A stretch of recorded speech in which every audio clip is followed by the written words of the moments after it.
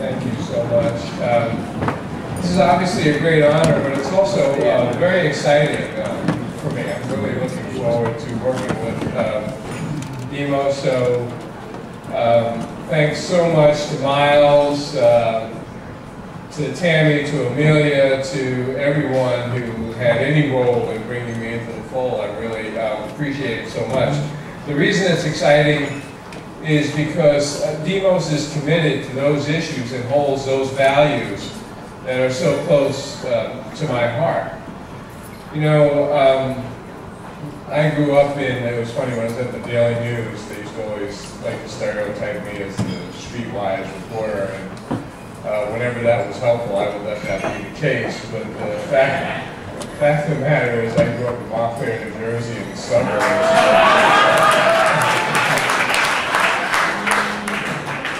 Station wagons and the whole bit. I had a Thunderbird in high school. Is that an auto worker? I don't know. It's an American car, it's a Ford. You know, but I lived the American dream. I came along at a time when jobs were plentiful, when a good education was affordable, and I was able to go into the newspaper business at age 24 and have a long and really wonderful career. And I've had a great life. My wife, Debbie Beal, is here, and my mother-in-law and father-in-law, are here. And so I know a little bit about the United States when the United States is functioning the way the United States is supposed to function. And what's happening in the United States right now is not all right. And that's why I'm happy to have the opportunity to work with Demos as I continue my work. And my mission now is to write in longer forms and to travel the country spreading the word that we have to do something about what is happening to so many working families and poor people in this country today. It's not all right what's happening out there. The American dream.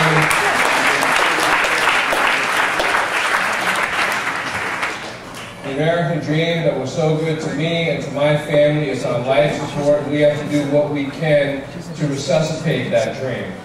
And what I do when I go around the country speaking to people, and I've given a commencement address recently, and later on this year, I'm very excited about this, I'm going to address the United Steelworkers Convention out in Las Vegas.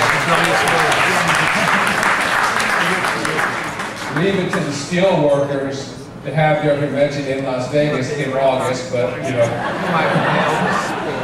nevertheless, I'll stay in the hotel and do what I have to do.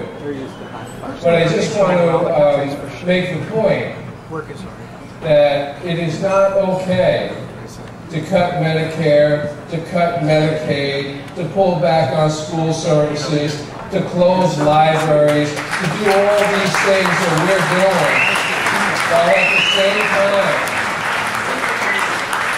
While at the same time refusing to make the great corporations and the very wealthy people in this society pay their fair share of taxes.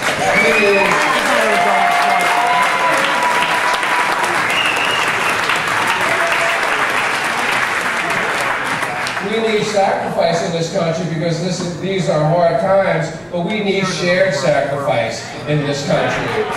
And one other point is that we're never going to get our act together. Never. Trust me. If we keep fighting these idiotic, endless, debilitating, tragic wars overseas.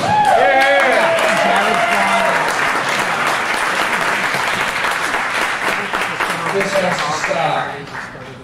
Now, I've given up on the politicians. I know some kind things have been said about President Obama here tonight, and that's fine. I certainly thought that the American auto industry had to be saved.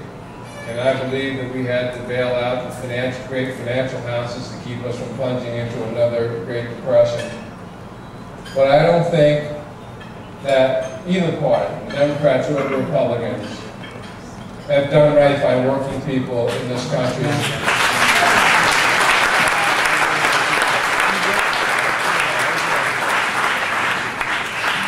And they certainly haven't done right by the poor.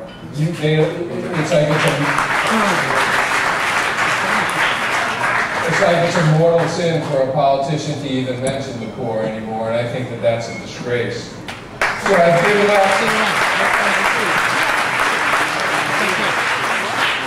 given up on politicians in the current context, but I certainly agree with Bob King.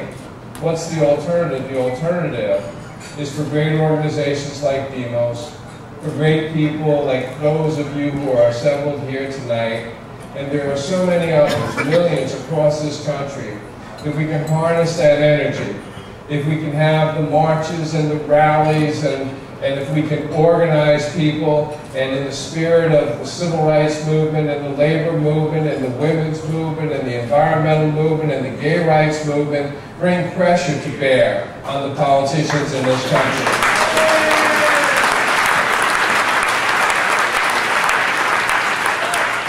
And trust me, it has to be enormous pressure because we got to get them away from those Twitter accounts or whatever the heck it is that they're doing out there,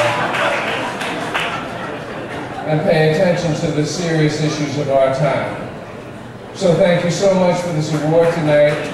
I can't tell you how much I'm looking forward to working with Dino and continuing to press these very important issues. Thank you.